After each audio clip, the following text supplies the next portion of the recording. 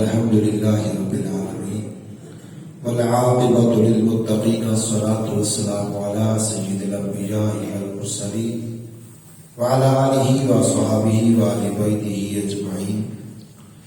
أما بعد فأعوذ بالله من الشيطان الرجيم. بسم الله الرحمن الرحيم. والذي جاء بالصدق وصدق به أولئك هم المتقون. صدق الله مولانا العظيم. إن الله وملائكته يصلون على النبي يا أيها الذين آمنوا صلوا عليه وسلموا تسليما.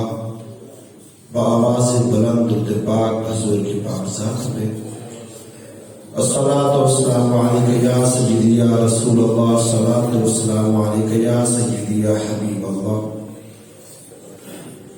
مولانا صلی وسلم دائما ابدا على حبیبک خیر الخلق کلہم یا رب بالمصطفى بلغ مقاصدنا واغفر لنا ما مضى یا واسع الکرم.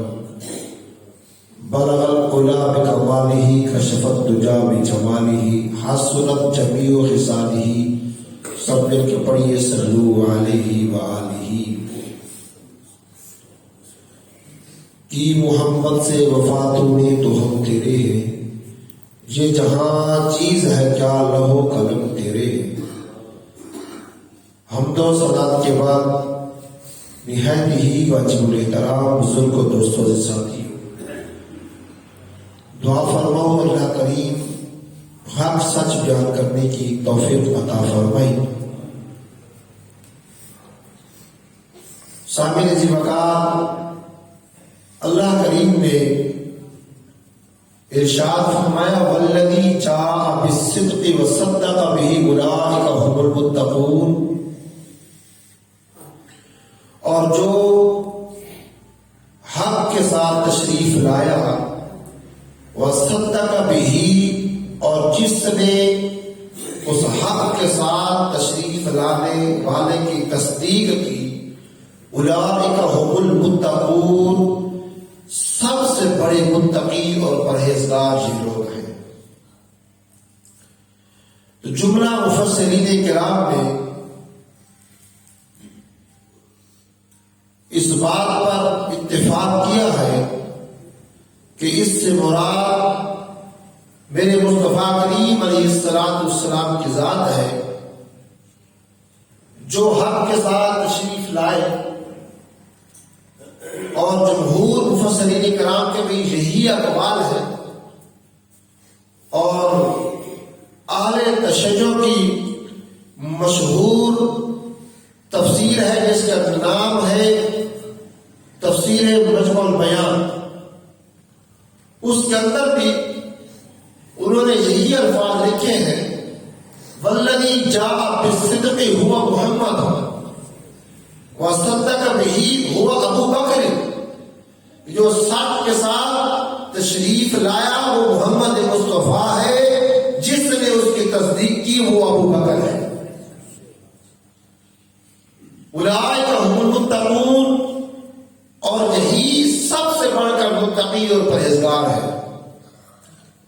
سیدنا ابو بکر صدیق رضی اللہ تعالیٰ، کیونکہ یہ ماہ جمادی الثانی ہے اور اس ماہ مبارک کی آج تقریباً 17 ہے، اور 22 جمادی الثانی کو سیدنا صدیق اکبر رضی اللہ تعالیٰ عنہ کا دن منایا جاتا ہے، آپ کا وصال پاک. تو سامعین عزیز وقار، سیدنا ابو بکر صدیق رضی اللہ تعالیٰ عنہ، آپ کا نام پہلے عبد الکعبہ تھا. جب ایمان کے دولت سے مالا مال ہوئے تو میرے مصطفیٰ کریم نے فرمایا اب تمہارا نام ابو الکعبہ نہیں، تمہارا نام عبداللہ ہوگا. میرے کریم نبی نے عبداللہ نام رکھا. آپ کا نام صدیق نہیں ہے اور نہ ہی ابو بکر ہے، آپ کا نام عبداللہ ہے، اور عتیق اور صدیق آپ کے القاب ہیں. ابو بکر آپ کی کنیت ہے. ایک مرتبہ میرے مصطفیٰ کریم علیہ السلام نے فرمایا ھذا عتیق اللہ من النار. آپ نے فرمایا یہ میرا عتیق ہے، یہ اللہ کی جانب سے جہنم کی آگ سے آزاد ہے۔ سیدنا ابو بکر کے بارے میں فرمایا میرا ابو بکر یہ اللہ کی جانب سے جہنم کی آگ سے آزاد ہے۔ یہ سیدنا ابو بکر صدیق ہے جس کی وجہ سے آپ کا نام، آپ کا لقب عتیق پڑ گیا اور آپ کی کنیت ابو بکر ہے۔ اس بات کو میرے بھائی سمجھنا، ابو بکر یہ باکورہ سے نکلا ہے، اور باکورہ اس کو کہتے ہیں جو پہلا درخت پہ پکنے والا جو پہلا پھل ہوتا ہے نا، اس کو باکورہ کہتے ہیں، اور اسی سے ابو بکر نکلے ہیں۔ تو معنی یہ ہوا کہ اسلام کے شجر پر جو پہلا پکنے والا پھل ہے اسے ابو بکر کہتے ہیں، اسے ابو بکر کہتے ہیں۔ تو ضامر جی وقار اب سمجھنا، اب تھوڑی سی مشکل بات لیکن سمجھو گے سمجھ آ جائے گی۔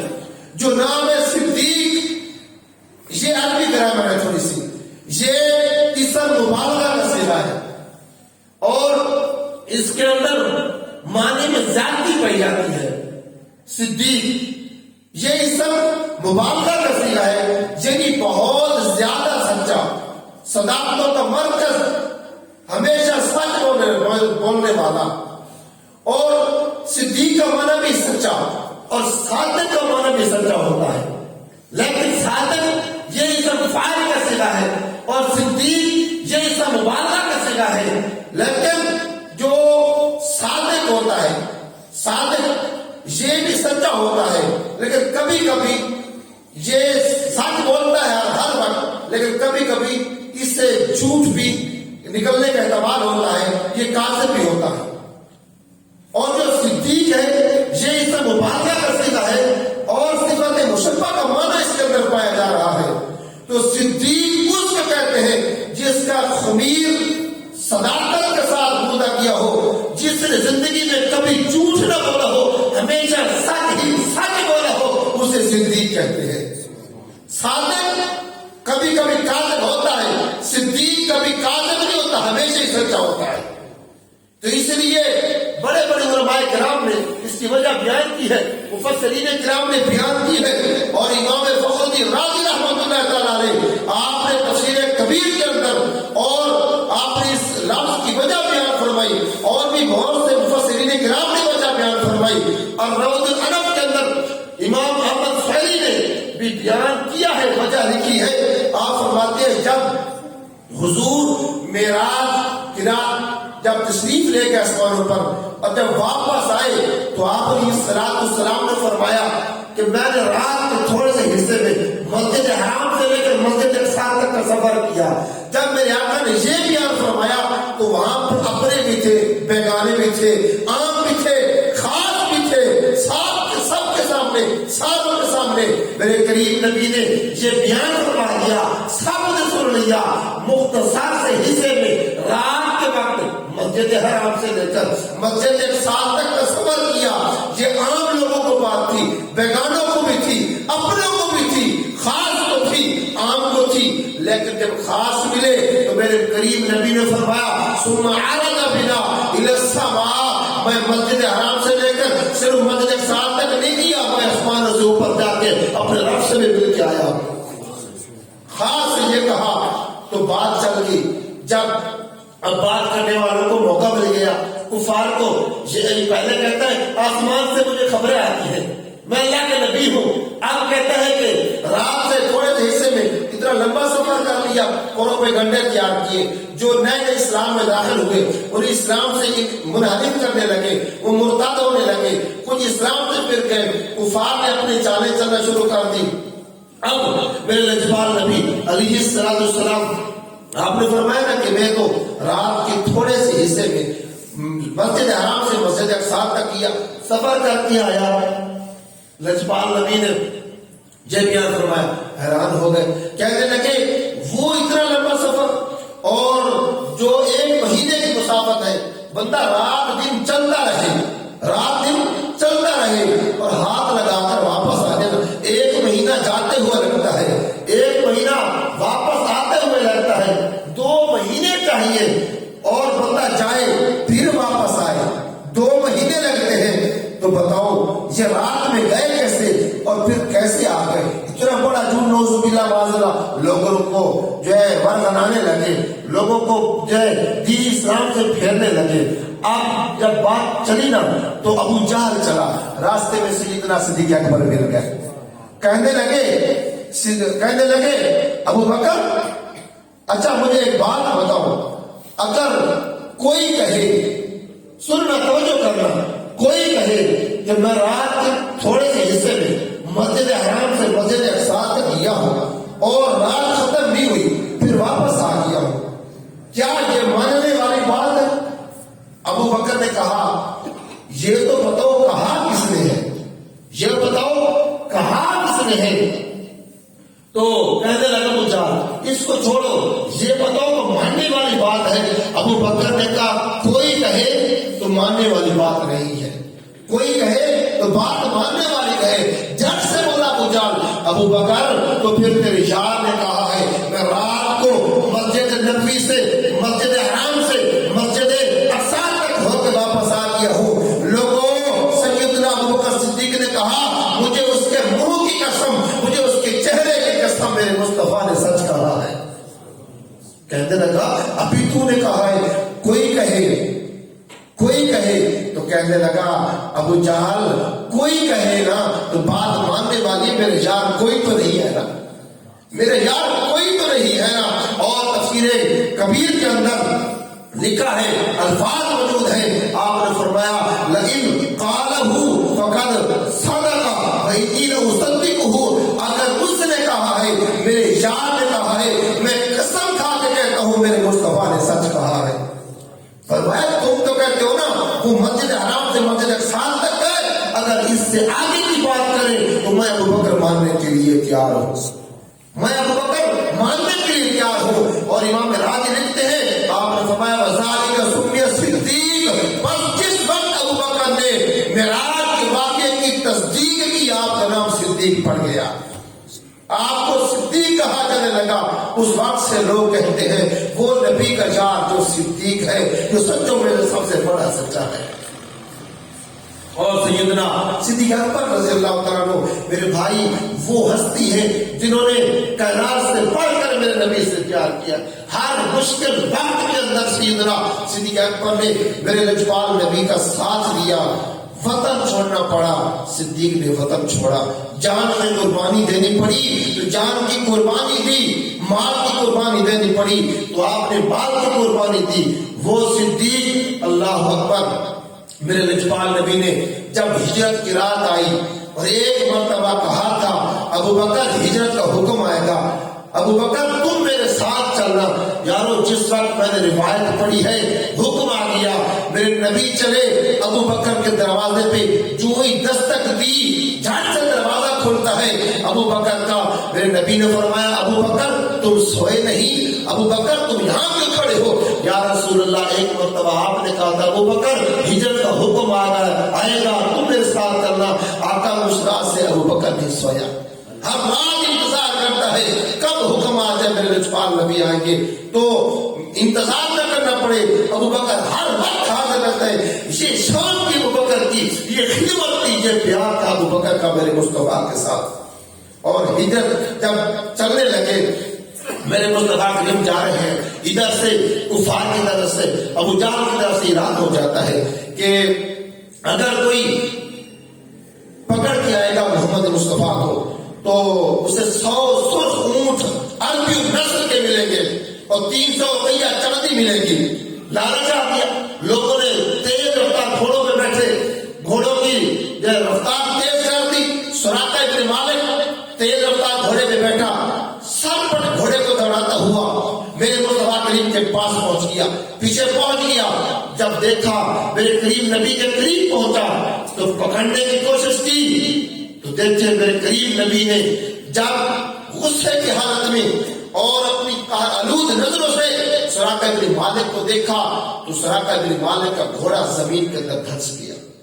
لوگ تو مٹانا چاہتے تھے، ختم کرنا چاہتے تھے، نعوذ باللہ معاذ اللہ، قتل کی سازش ہو گئی، لیکن کسی کہنے والے نے کیا کہا، فانوس بن کے جس کی حفاظت ہوا کرے وہ شمع کیا بجھے جسے روشن خدا کرے۔ کیا بجھا سکتے تھے وہ تو کفار قتل کرنے کے منصوبے بنا رہے تھے۔ سراقہ سراقہ ابن مالک پہنچتا ہے، زمین کے اندر گھوڑا پھنس جاتا ہے، زمین کے اندر چلا گیا گھوڑا اور ہاتھ باندھ کے کھڑا ہو گیا، کہنے لگا بندہ نواز مہربانی فرمائیے مجھے معاف کر دیجیے، معاف کر دیجیے۔ میرے حضور نے ہاتھ اٹھائے دعا کے لیے، اعلیٰ حضرت نے جب پڑھا تو آپ بول اٹھے، آپ فرماتے اجابت کا صحرا عنایت کا جوڑا دلہن بن کے نکلی دعائے محمد۔ ادھر زبان مصطفیٰ سے دعا نکلی، ادھر اس سراقہ کا گھوڑا بہرا گیا، پھر دوبارہ حملہ کیا، پھر چلا گیا، تیسری مرتبہ پھر حملہ کرتا ہے۔ میرے لجپال نبی نے فرمایا سراقہ تجھے کیا ہو گیا ہے؟ تو مجھے پکڑنا چاہتا ہے؟ میں محمد تو میرے ہاتھ میں کسرا کے کنگن دیکھ رہا ہوں۔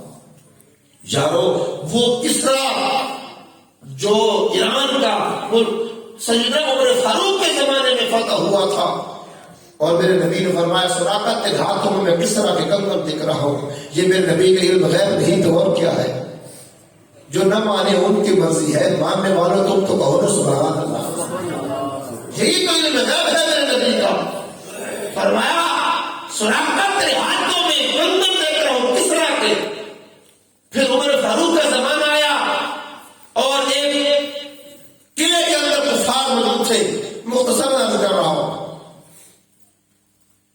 اگر کوئی مسلمان قریب جاتے ہیں تو وہ تیر چلاتے ہیں، مسلمانوں کو قتل کرتے ہیں۔ سراقہ ابن مالک کہنے لگے ایک طریقہ ہے میں بتاتا ہوں، اندر سے دروازہ کھول رہا ہے نا تو یہ جو منجریل بڑی کھڑی ہے جس کے ساتھ پتھر پھینکے جاتے ہیں، اس کے اندر مجھے ڈالو، مجھے پھینک دو، میں دروازہ کھول کے آتا ہوں۔ اتنا اعتماد تھا اور اپنے نبی کی زبان پہ جو یقین تھا۔ اللہ اکبر کبیرہ، حضور کے غلاموں کہنے لگے صحابہ ابن سراقہ کیا کہتے ہو؟ پہلی بات تو ہے جب منجریل کے اندر رکھ کے آپ کو پھینکا جائے گا آپ کی ہڈیاں ٹوٹ جائیں گی، اگر بچ بھی گئے تو کفار آپ کو نہیں چھوڑیں گے۔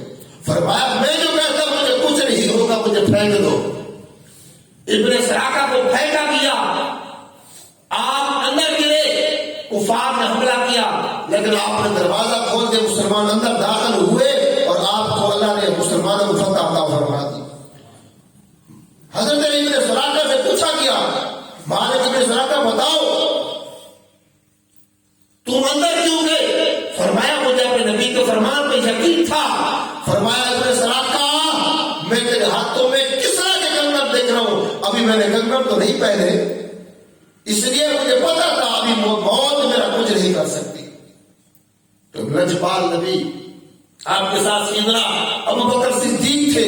اچھا ابو بکر صدیق ساتھ تھے نا، تو راستے میں جا رہے تھے جب تو ہر طرف سے ایک ابن سراقہ نے پیچھے حملہ کیا تھا، کفار ہر طرف سے حملہ کر رہے تھے پکڑنے کی، وہ لالچ میں آ کر تو ایک سوار جنگلوں کا راستہ اختیار کر کے وہ سامنے آ گیا۔ یہ بات بڑی مزے کی ہے، اگر لطف لینا ہے آپ نے دیکھا نا، جب سامنے آ گیا انہوں نے میرے لجپال نبی کو نہیں دیکھا ہوا تھا، اس نے سیدنا صدیق اکبر کو وہ جانتا تھا، تو جب سامنے آیا نا اس نے اندازہ لگایا جو صدیق کے ساتھ ہے یہی نبی ہوگا، یہی نبی ہوگا۔ اب سامنے آ گیا، اس نے کہا صدیق یہ تمہارے ساتھ کون ہے؟ آپ اگر صدیق اکبر کہتے کہ یہ میرا نبی ہے تو گرفتار ہوتے، اگر کہتے میرا نبی نہیں ہے کوئی اور ہے تو اب صدیق نہیں رہتا۔ صدیق نے کبھی جھوٹ نہیں بولا۔ اب بات کو سمجھنا، اب ایک شریعت کے اندر ایک چیز ہے توریہ، وہ توریہ جائز ہے شریعت کے اندر، وہ کیا ہے؟ بندہ بات بھی کہتے جھوٹ بھی نہ، جو بندہ بات بھی کرتے جھوٹ بھی نہ ہو۔ تو عرب کے اندر ایک دستور تھا کہ جب لوگ قافلے جاتے تھے تو کئی ایسے راستے جنگلوں میں تھے کہ لوگ واقف نہیں ہوتے، تو وہاں پہ جو واقف لوگ ہوتے کسی کو واقف کار کو تلاش کرتے، وہ آگے سے چلتا راستہ دکھاتا، درختوں کے نشان اسے یاد ہوتے راستہ، تو وہ کافروں کو ساتھ لے جاتا۔ یہ کاروبار تھا ان لوگوں کا، عرب کا دستور تھا، پھر اسے پیسے مل جاتے۔ تو اس کو وہ کہتے تھے یہ ہمارا ہادی ہے، ہادی ہے، یہ ہمارا ہادی ہے، ہماری ہدایت کرنے والا ہے، ہمارا رہبر ہے، ہمارا رہنما ہے، ہمیں راستہ دکھانے والا ہے۔ اب جب اس نے پوچھا ابو بکر یہ تمہارے ساتھ کون ہے، سیدنا ابو بکر نے وہاں پر توریہ کیا تھا، کہا یہ میرا ہادی ہے۔ اب بات کو سمجھ آتی، وہ راہبر اور ہادی کہتے تھے راستہ دکھانے والے کو۔ سیدنا ابو بکر آپ نے فرمایا یہ میرا ہادی ہے، میرا راستہ دکھانے والا ہے۔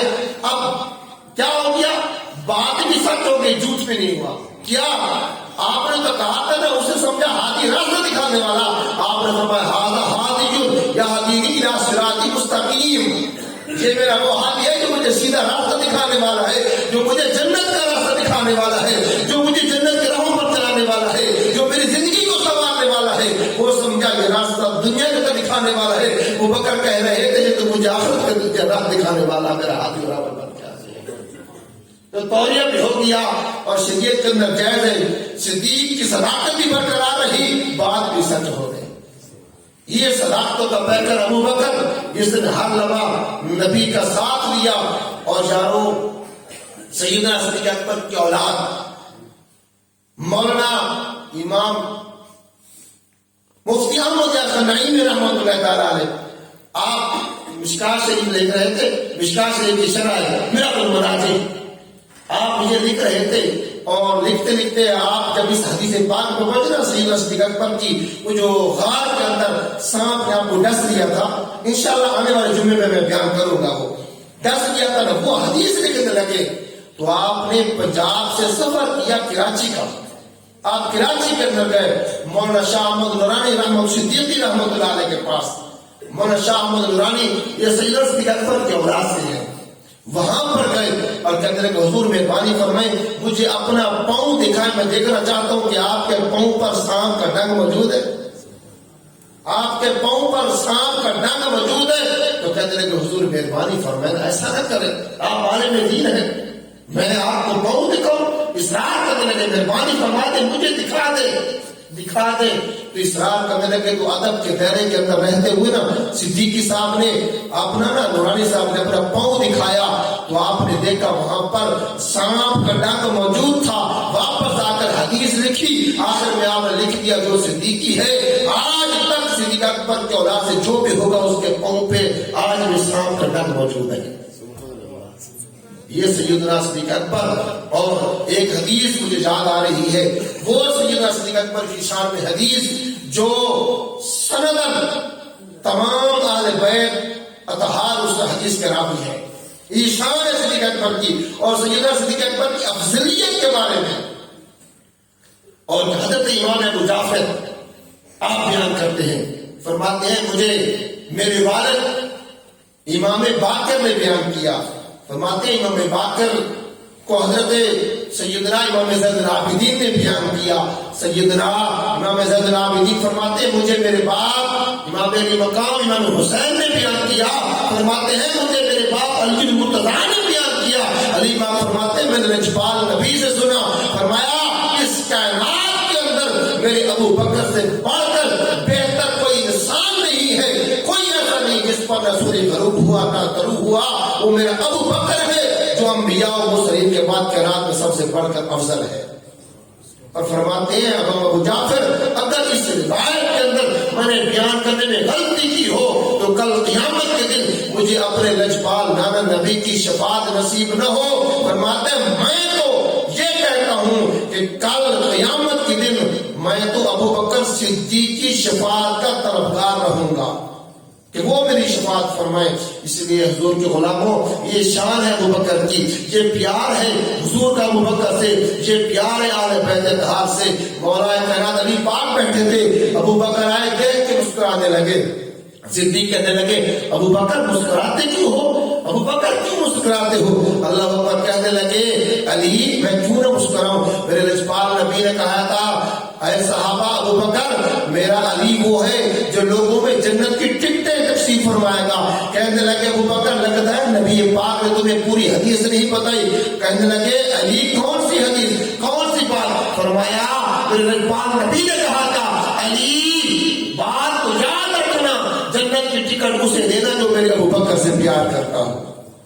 جو میرے ابوبکر سے پیار کر تو یہ شان ہے صدیق اکبر کی، یہ عظمت ہے صدیق اکبر کی، یہ پیار ہے صدیق اکبر رضی اللہ تعالیٰ عنہ کا میرے اقبال نبی سے۔ دعا ہے اللہ کریم ہمیں ان نفوس قدسیہ کے نقش قدم پر چلنے کی توفیق عطا فرمائے۔ وما علیہ الا البلاغ المبین۔